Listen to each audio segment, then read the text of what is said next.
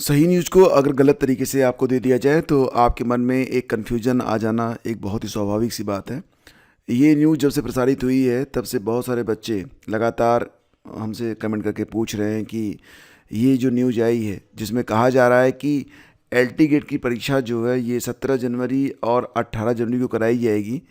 तो क्या मैटर है, क्या इसके पहले की जो परीक्षाएं हैं या जो टाइम टेबल है उसमें कोई बदलाव हुआ है? एग्जैक्टली फ्रेंड्स, ये जो नोटिस जारी की गई है आप देख पा रहे होंगे, प्रेषक जिला विद्यालय निरीक्षक सुल्तानपुर, सोशल मीडिया में बहुत ही तेज़ी से वायरल है और बहुत सारे ऐसे एस्पिरेंट हैं, बहुत सारे ऐसे अभ्यर्थी हैं जो कि ये समझ रहे हैं कि जो परीक्षा कार्यक्रम है एलटी ग्रेड का, आपको बता दें कि जो परीक्षा कार्यक्रम है ये ऑफिशियल वेबसाइट पर उपलब्ध करवाया गया है।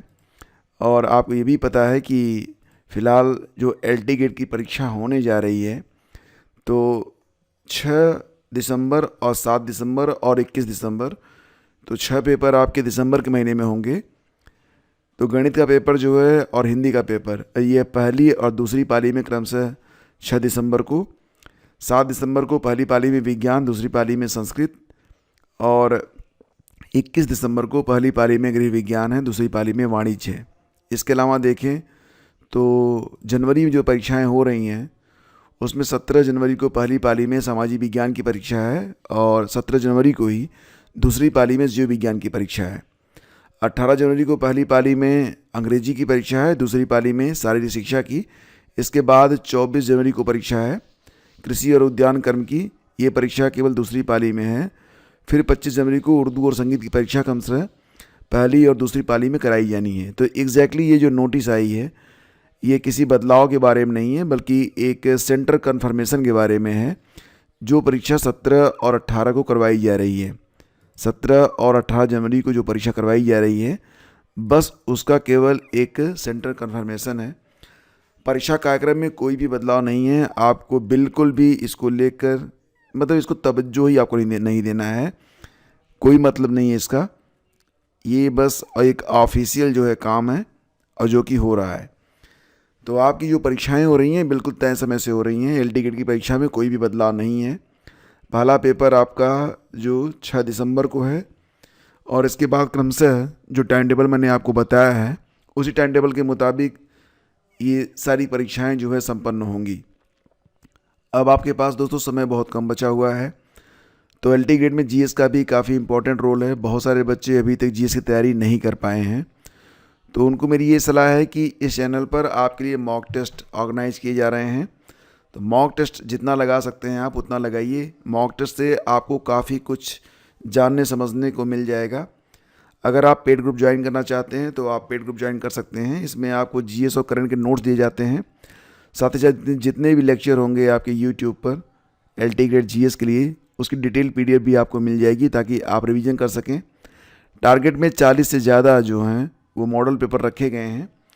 तो इसमें लगभग 22 मॉडल पेपर अब तक हो चुके हैं और जब तक पहली परीक्षा होगी कम से कम 10 मॉडल पेपर इसमें मैं और ऐड करूँगा।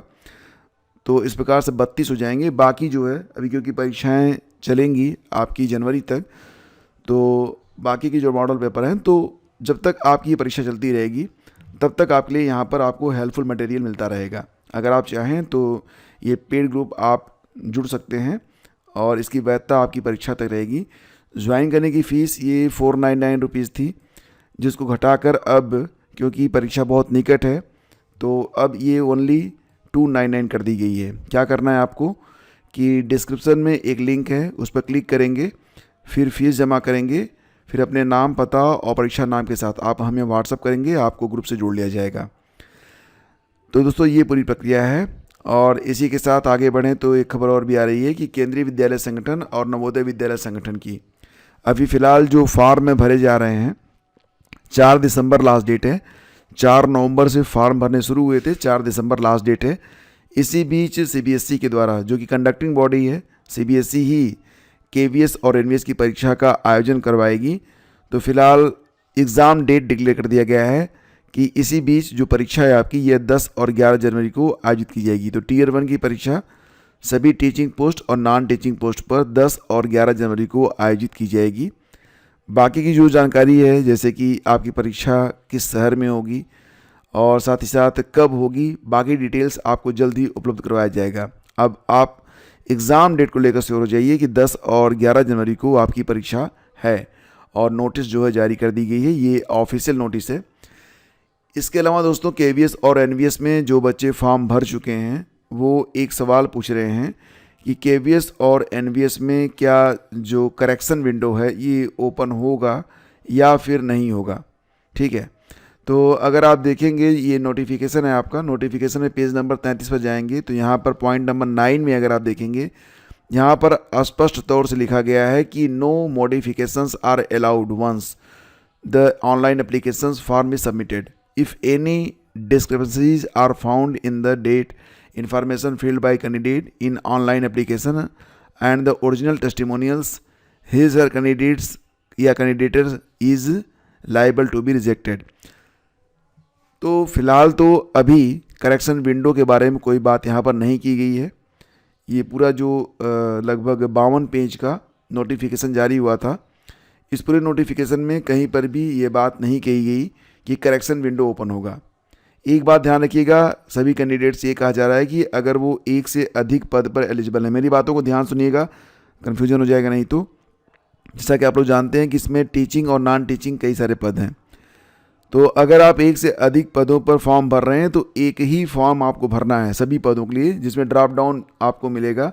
जैसे कि आप जब क्लिक करेंगे तो आपको सारी जो मतलब वहाँ पर एलिजिबिलिटीज़ के मुताबिक आपके सारे जो पद हैं वो खुल जाएंगे। तो एक ही फॉर्म भरेंगे तो आपकी सुविधा के अनुसार आपको एक ही परीक्षा के अंदर अलॉट किया जाएगा, अदरवाइज अलग अलग आपको अलॉट किया जाएगा। लेकिन थोड़ा सा और ध्यान दीजिए कि अगर आप मान लेते हैं टीजीटी में, तो जिस विषय में आप आवेदन कर रहे हैं भले ही आपकी योग्यता एक से अधिक विषयों में हो, आप एक ही फॉर्म भरिएगा। ठीक है, कहा गया कि TGT a candidate shall apply only one subject post irrespective of the fact that he fulfills qualifications in more than one subject।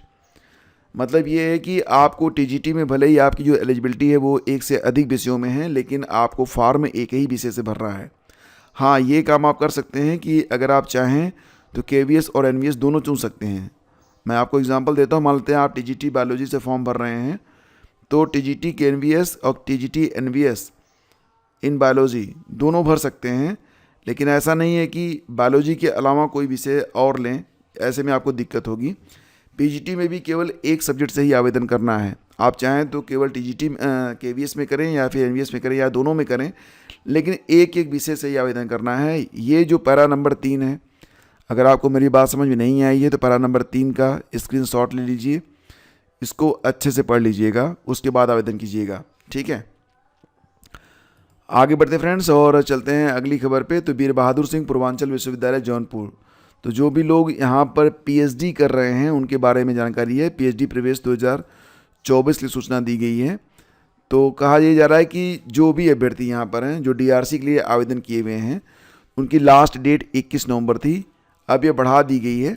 तो कहा जा रहा है कि दिनांक 27 नवंबर तक विस्तारित किया गया है। तो ये डीआरसी वाली बात है, थोड़ा सा बताना चाहिए, कुछ बच्चे पूछ रहे थे। ठीक है, चलिए आगे बढ़ते हैं। West Bengal board of primary education की ओर से प्राइमरी में शिक्षक भर्ती के लिए कुल मिला के 13,421 पदों पर ये नोटिफिकेशन जारी किया गया है। 13,421 पद हैं। अब कौन कौन से लोग इसमें अप्लाई कर पाएंगे, तो ध्यान दीजिएगा कि एप्लीकेशन आपके स्टार्ट हो रहे हैं 19 तारीख से, 19 नवंबर से, ये 9 दिसंबर तक चलेंगे। और आपको अगर आवेदन करना है तो लिंक है, यही है लिंक जो कि आपके सामने आपके स्क्रीन पर है। ठीक है, wbbge.wb.gov.in, डायरेक्ट लिंक आप गूगल पर सर्च कर लीजिएगा। ठीक है, अब यहाँ पर देखिए थोड़ा सा ये आपको ब्लर दिख रहा होगा, मैं आपको बता देता हूँ कि जो लोग सीटीईटी दिए हुए हैं वो लोग यहाँ पर एलिजिबल नहीं हैं। ठीक है, जैसा कि आप लोग जानते हैं प्राइमरी में अगर शिक्षक बनना है तो टीईटी पास होना चाहिए। तो टेट का पेपर 1 अगर आप पास हैं तो आप एलिजिबल हैं। लेकिन यहाँ पर शर्त लगा दी गई है कि teacher eligibility test TET conducted by the West Bengal board of primary education adhering to the rules and principles set by NCT. तो मतलब यहाँ पर ये है कि जो लोग सीटीईटी किए हुए हैं वो लोग वेस्ट बंगाल में एलिजिबल नहीं रहेंगे। जो लोग टेट पास हैं वही लोग एलिजिबल रहेंगे। तो अगर आप वेस्ट बंगाल का टेट पास किए हैं then you are eligible, otherwise not. तो CTET वाले यहाँ पर आवेदन नहीं कर पा रहे हैं, ठीक है। और देखिए आजकल क्या हो रहा है ना कि भारतीय स्टेट बैंक के द्वारा ये नोटिस जारी की गई है।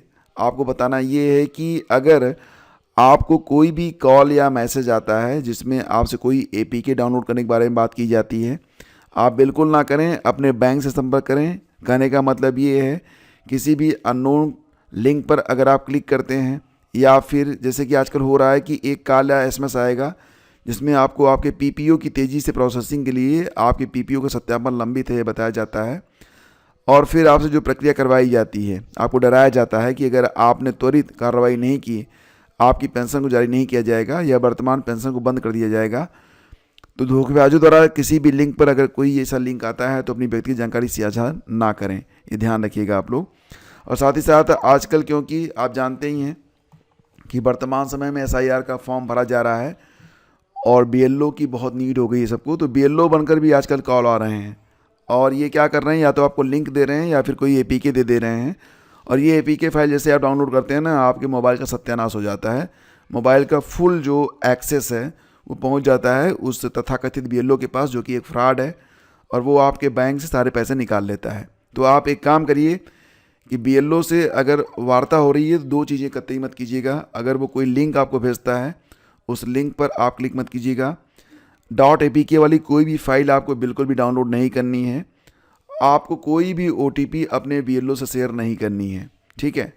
और आपका जो BLO है कोशिश करें उसे कॉल पर नहीं, अगर वो आपसे कुछ डाटा मांगता है, कुछ जानकारी मांगता है, आप व्यक्तिगत रूप से उससे जाकर मिलें, सारी बातें क्लियर करें। ऑनलाइन कोई भी डेटा आप उपलब्ध ना कराएं। SIR का फॉर्म भरते समय भी लगभग 3 कॉलम बन रहे हैं और ये ज़रूरी है कि आप इस पर रिस्पॉन्ड करें, अदरवाइज़ आपका नाम जो रहेगा वो नेक्स्ट 6 फरवरी को जो आएगी वोटर लिस्ट उसमें हो सकता है कि ना रहे। तो इसमें क्या है कि 3 कॉलम हैं, तीनों कॉलम आप कैसे भरेंगे, तो इस पर कल मैंने एक वीडियो बना के डाल दिया था। आपने नहीं देखा है तो ज़रूर देख लीजिएगा। SIR is very important for you, और ये वीडियो आपकी बहुत हेल्प करेगा कि किस प्रकार से आपको फॉर्म भरने हैं, ठीक है ना।